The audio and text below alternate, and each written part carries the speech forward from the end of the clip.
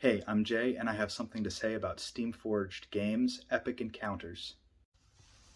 So I actually have three of the Epic Encounter sets. What I'm showing here is the Labrynth of the Goblin Tsar, which are like spider riding goblins, and the Web of the Spider Tyrant, which is just a really huge spider. I also have a Swamp Hydra, but I don't have the goblins that go along with the Swamp Hydra. We'll start with the big guy. These boxes are the same size, so they stack nice on a shelf. The boss ones are just deeper because the minis are bigger, deeper. So we'll start with the big guy. Just very sturdy boxes. I know a lot of you guys are going to discard these for the display on the shelves. Big double-sided poster map. The spider web. How to assemble your mini instructions, not a big deal. Punch card with tokens, which I already punched out.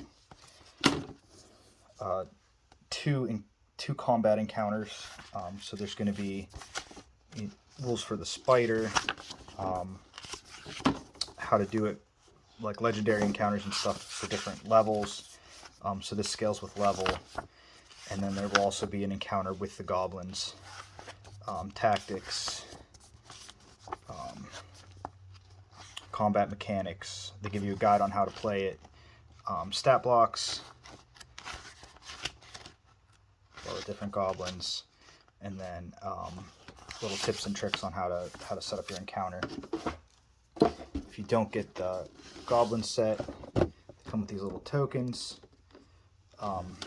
so that you have everything you need to run the encounter without providing your own minis. And then you have this monstrous, humongous Spider Tyrant here, which is pretty easy. It just plugs together right there. That's huge. Here's a medium mini for scale. You can put a couple PCs right in the middle there, like underneath him. I can't wait to paint this guy. I just have a backlog that I haven't gotten to yet. So this is pretty impressive. If you're wondering about WizKids, how this compares to WizKids minis, go from biggest to smallest. This is a Pathfinder Battles Lang Spider, LEGN. These prices are crazy right now. They're going anywhere. I've seen this as low as $3.50. I've seen it as high as $12. Honestly, this is a pretty good value because this is a big chunk of plastic. Here's an old Hasbro Drider. Not Drider, Dragolith. Bigger than a Drider. Here's a Nulzer's Drider. WizKids keeps getting a little bit bigger and bigger and bigger in scale. So, you know, that's big for a Drider. The older Driders are a little bit smaller. Here's a Reaper Bones Drider. You can see the size difference there. I would still put this on a large base, large 2-inch base. So you can see there's a Old Bones smaller Drider. I think they have a new Drider too that's a little bit bigger. And then here's a Nulzer's just medium spider. I guess that's not in the shot. Let's back that up. So there's your gargantuan, your huge, large, medium. That gives you kind of the scale. And then we'll see if we can. This is super deep on the details. There's little like egg pouches, some of which are burst. There's little spiders crawling on the spider, little baby spiders, right there and there. I'm sure there's some on the back here. Let me find one. Maybe that's it. But little tiny spiders crawling on this big spider. So that's pretty cool in my opinion. I was actually really surprised at how big this was. I was expecting this to be just a little bit bigger than this one. They're the same size base. This one's a big chunk of plastic. There were a couple things that came out of Pathfinders recently that are big. There's an adamantine golem that's huge and chunky like that. And I have a Reaper Bones 5.5 huge spider coming, so I think I'm going to do a little mini campaign around spiders coming up soon. And here's the Labrymth of the Goblin Tsar. So again, a really beautiful cave poster map. Can't get that all in the shot, huh?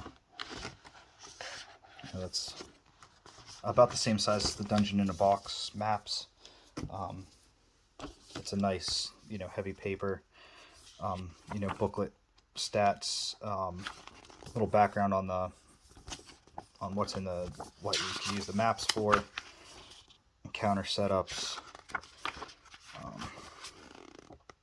just a little background on how you should play the goblins to give them a little more flavor.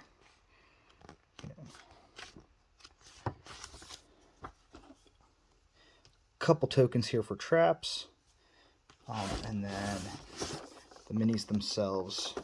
So this is cool because they've all been following the same pattern up until very recently. Oh, there must be tape on here I never took off. They'll have a couple mounted ones. So here's a goblin riding a big spider. So again, for scale comparison, here's a medium spider, and here's the large Drider.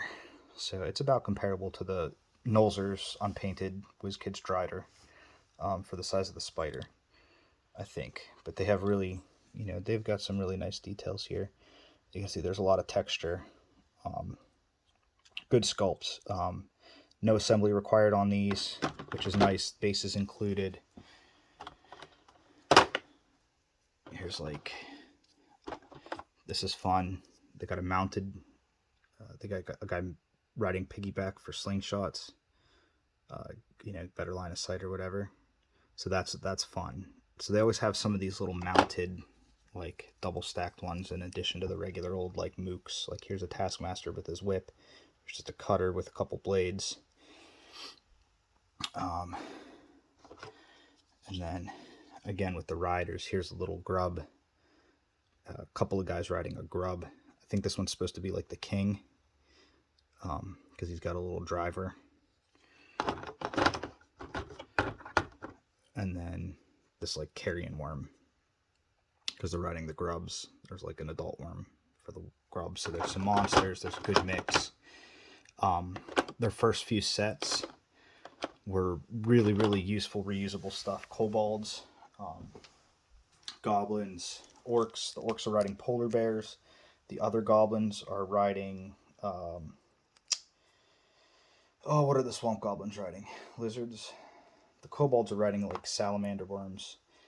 Here's a little scale comparison. So here's an old, I'm not sure if these are WizKids or if these are Hasbro, but there's a couple, pre-painted goblins. This one's a Bad Squiddo metal goblin. This one's a Wild Spire goblin with a backpack. So you can see the WizKids ones are just a little bit smaller, but they're pretty. They're pretty in scale. They're not too overly huge. And then compared to a medium miniature,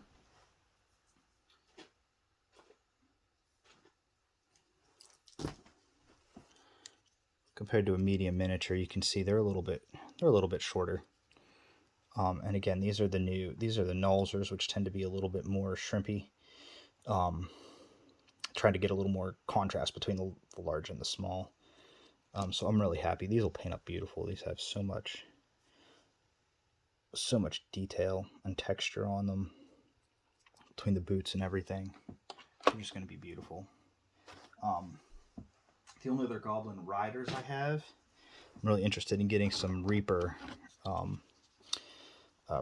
wolf riders, but that's the only rider I have, so that's a pretty big size difference. A little tiny dog versus a big huge spider. So that's got some table presence, the spiders do. Pretty happy with that. I have a couple other size comparisons here. So I don't really have any other size comparisons for the spider, and I don't have the red dragon, but this is their swamp hydra. This is the WizKids Premium Mysticota Theros Polycranos Hydra. These are pretty comparable to the Pathfinder Hydra, which you can get unpainted for about $26, and it has removable heads. The WizKids Deep Cuts Pathfinder, but as a little size comparison,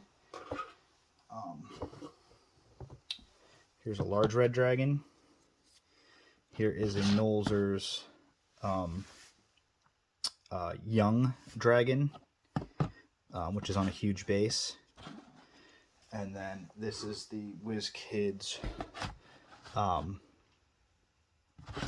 adult red dragon, which I believe is their largest sub-$100 dragon out of all the chromatics and the bronze and the brass that they've released so far. I expect the silver Bahamut dragon to be a little bit bigger than this, and the white Rime of the Frostmaiden Adventurous dragon is much larger. But you can see these are, you know, body-wise, these are pretty comparable if you had wings on this. The red dragon is a little bit beefier than this and a little smaller than this. The Frost Giant's real skinny. The Frost Giant's like this tall. I have a friend that has the Orcs and the Frost Giant, and the Orcs are beautiful. I'm going to get those at some point. The Frost Giant's a little bit big for scale for the other giant minis I have, so I probably won't pick that up. It's more like a Titan, but it's a tall, skinny, lanky, you know, figure the height of the box, right? The Frost Giant takes up the whole box, just only that wide of it.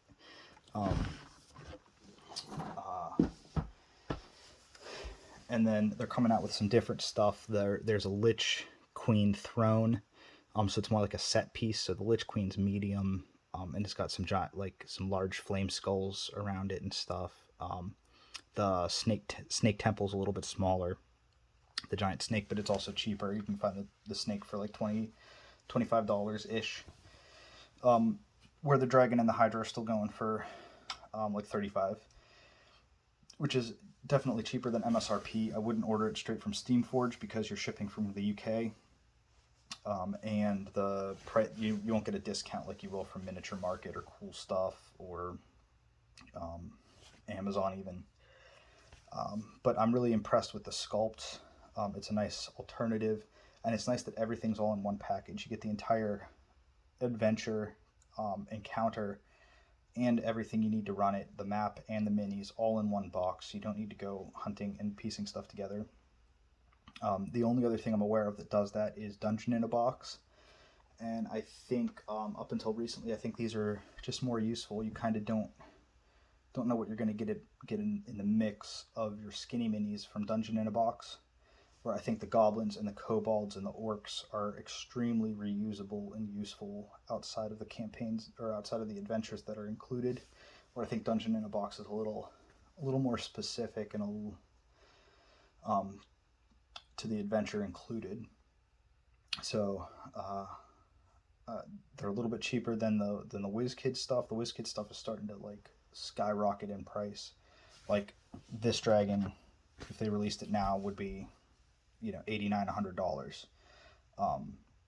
And I think I got this sub 50 on sale. So it's a good time to buy the older stuff and a bad time to buy the newer stuff. Like since the $300 Tiamat came out, the old $60 Tiamat's been going for like $45, when it was over $100 at one point, before the $300 Tiamat came out, just because that's all that was available. So I definitely suggest you consider these epic encounters. It's a good way to build a mini collection at the start with kobolds and goblins and orcs. It's amazing. And then if you don't have anything big, like a red dragon, that's a steal. To have the encounter and the like combat guide and tokens and a battle map. I think the battle maps are the biggest thing that like I don't really have a good substitute for, right? You either pay through the nose for, you know, dungeon tiles and flip mats that are one use. There's not really a good like cheap paper printout that's bigger than 8.5 by 11. So this is a nice, even the Goblin Caves are going to be reusable in multiple adventures. So I'm really happy with these.